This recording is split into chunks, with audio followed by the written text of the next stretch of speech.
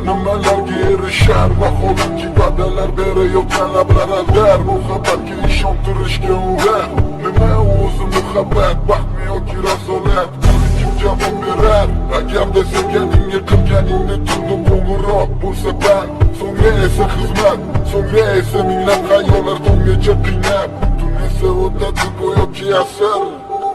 lekin qiladi sabr yuragim sizni bugun yonimda ko'rdi bugun yo'lingni bugun keting endi singibman sezaman sensiz yashash bo'lmaydan so'ng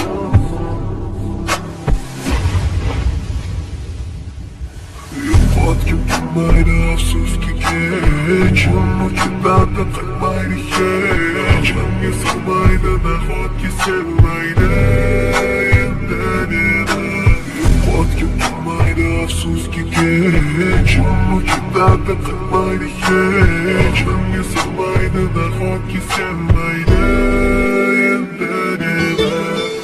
o'tgan minglab azoblar chekib o'tdim yadani butun lekin yuragida qon so'ngra esi berkitilgan raqamdan qildi u qo'ng'iroq qiz esa avodiga javob nechun kechasi bilan aloqalar band degan savolga qaysi yuz bilan beradi javob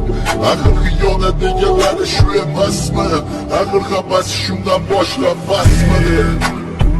kun o'ylab ketganingga sabab topolmadim